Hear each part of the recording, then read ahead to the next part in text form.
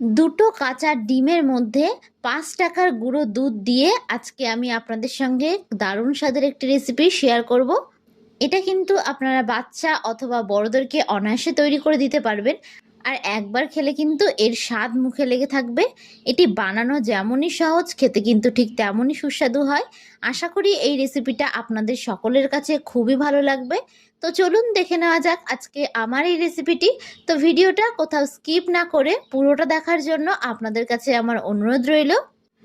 সবার প্রথমে আমি এখানে একটা মিক্সিং বোল নিয়ে নিয়েছি। এবার আমি এর মধ্যে দুটো ডিম ফাটিয়ে দিয়ে দেব। আমি কিন্তু এখানে রেসিপিটা দুটো ডিম দিয়ে তৈরি করেছি, তবে আপনারা কিন্তু চাইলে পরিমাণটা কম বেশি করে করতেই পারেন। দুটো ডিম আমি এখানে ফাটিয়ে দিয়ে দিলাম। এবার আমি এর মধ্যে দিয়ে দেব একটা ৫ টাকা দামের গুঁড়ো দুধের প্যাকেট। আপনারা কিন্তু অবশ্যই এখানে গুঁড়ো দুধটা দেওয়ার চেষ্টা করবেন। গুঁড়ো দুধটা দিলে কিন্তু রেসিপিটা খেতে অনেকটা বেশি ভালো লাগবে।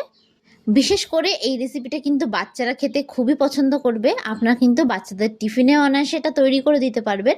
এবার আমি এর মধ্যে দিয়ে দিচ্ছি স্বাদ অনুযায়ী লবণ। এবার একটা হ্যান্ড মিটারের সাহায্যে আমি খুব ভালো করে এটাকে একটু মিশিয়ে নেব। খুব ভালো করে একটু মিশিয়ে নিতে হবে, যাতে কোনো লাম্পস বা দুধের ডেলা অংশ না থাকে। সেই জন্য অনবরত একটু নেড়ে কিন্তু খুব ভালো করে একটু মিশিয়ে নেবেন। আপনাদের হাতের সামনে যদি হ্যান্ড মিটার না থাকে তবে কিন্তু আপনারা সেক্ষেত্রে কাঁটা চামচ দিয়েও কাজটা করে নিতে পারেন। আমি সবসময় ঘরে থাকা উপকরণগুলো দিয়েই রেসিপিগুলো তৈরি করার চেষ্টা করি, যাতে আপনাদের রেসিপিগুলো তৈরি করতে কোনো অসুবিধা না হয়।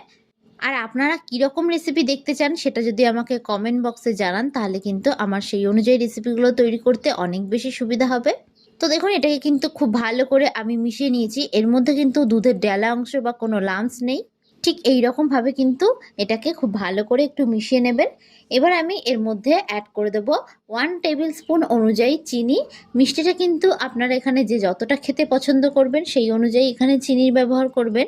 ও আমি এর মধ্যে সামান্য একটু পরিমাণে জল দিয়ে দেবো। জলটা কিন্তু খুবই আমি সামান্য দিয়েছি। এবার এটাকে খুব ভালো করে আমি একটু আবারও মিশিয়ে নেব। আমার এই রেসিপিটা যদি আপনাদের কাছে ভালো লেগে থাকে তাহলে অবশ্যই একটা লাইক করবেন। আর যারা যারা আমার চ্যানেলের নতুন বন্ধু তারা অবশ্যই আমার চ্যানেলটি সাবস্ক্রাইব করে দেবেন। আমার ভিডিওর আপডেট সবার আগে পেতে পাশে থাকা বেল আইকনটা ক্লিক করতে ভুলবেন না। আর যারা যারা ফেসবুক থেকে দেখছেন তারা রনিতাস ফুড প্লেস পেজটিকে ফলো করে দেবেন। এই রেসিপিটা যেহেতু একটুখানি মিষ্টি হয়, তো রেসিপিটা খেতে কিন্তু বাচ্চারা খুবই পছন্দ করবে। তো খুব ভালো করে কিন্তু আমি মিশিয়ে নিয়েছি। ঠিক এই রকমভাবে কিন্তু একটু মিশিয়ে নেবেন। এবার অন্যদিকে আমি এখানে স্লাইস পাউরুটি নিয়ে নিয়েছি। এবার একটা ছুরির সাহায্যে আমি পাউরুটির চারদিকটা ঠিক এইরকমভাবে একটু কেটে নেব। পাউরুটির সাইডগুলো ঠিক এইরকমভাবে একটু কেটে নেবেন। এতে করে রেসিপিটা দেখতে যতটা সুন্দর হবে, খেতে কিন্তু ঠিক ততটাই ভালো হবে। তবে আপনারা কিন্তু চাইলে এটা না কেটেও করতে পারেন।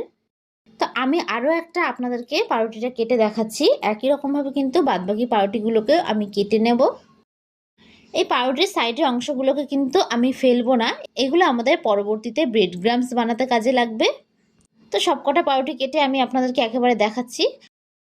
তো দেখুন, এখানে কিন্তু সব পাউরুটিগুলোকে ঠিক একই রকমভাবে আমি চারিদিক দিয়ে সাইড দিয়ে কেটে নিয়েছি। ঠিক এইরকমভাবে একটু কেটে নেবেন। এবার অন্যদিকে আমি একটা ফ্রাইং প্যান বসিয়ে দিলাম। এবার ফ্রাইং প্যানের মধ্যে আমি 3 টেবিল স্পুন পরিমাণে সাদা তেল দিয়ে দেব। তেলটাকে কিন্তু খুব ভালো করে আমি একটু গরম করে নেব। গ্যাসের ফ্লেমটাকে কিন্তু আমি হাই রেখে তেলটাকে একটু গরম করে নিয়েছি। এবার আমি আগে থেকে যে ডিমের ব্যাটারটা গুলে রেখেছিলাম তার মধ্যে পাউরুটিটা চুবিয়ে ঠিক এইরকমভাবে একটা দিয়ে দেব। একটা দিয়ে দেওয়ার পর কিন্তু আমি আরেকটা পাউরুটি এর উপরে দিয়ে দেব। তো আমি এখানে দুটো পাউরুটি দিয়ে করছি, তবে আপনারা কিন্তু চাইলে এখানে 3টে অথবা 4টে পাউরুটি দিয়েও করতে পারেন। এবার এর উপরে সামান্য পরিমাণে আরেকটু ডিমের ব্যাটার দিয়ে দিচ্ছি। গ্যাসের ফ্লেমটাকে কিন্তু আমি এই অবস্থায় মিডিয়ামে করে নিয়েছি। এক পিঠটা ভাজা হয়ে গেলে এটাকে আমি উল্টে দেব। এবার এই পিঠটাকেও কিন্তু খুব ভালো করে আমি একটু ভেজে নিচ্ছি। এবার একটা চামচের সাহায্যে আমি এরকমভাবে সাইডগুলোকে একটু ভেজে নেব। এতে করে কিন্তু সাইডের অংশ একটুও কাঁচা থাকবে না। এরকমভাবে একটু সাইডগুলোকে ভেজে নেওয়ার চেষ্টা করবে, তাহলে কিন্তু খেতে অনেক বেশি ভালো লাগবে। আপনারা কিন্তু এটা বাচ্চাদের টিফিনে অনায়াসে তৈরি করে দিতে পারবেন। তাছাড়া সন্ধ্যাবেলায় হঠাৎ করে খিদে পেলে আপনারা চটজলদি এই রেসিপিটা তৈরি করে দিতে পারেন। তো এইভাবে কিন্তু চারিদিক খুব ভালো করে আমি ভেজে নিয়েছি। তো দেখুন, দুপিঠটা কিন্তু খুব ভালো করে ভাজা হয়ে গেছে। আর এই রেসিপিটা খেতে কিন্তু অনেক বেশি সুন্দর হয়, আর ভেতরটা কিন্তু একদম নরম হয়। তো এটা আমার ভাজা হয়ে গেছে। তো এটাকে আমি অন্য একটি পাত্রে তুলে নিচ্ছি। বাদবাকিটাকেও কিন্তু ঠিক একই রকমভাবে আমি ভেজে নেব।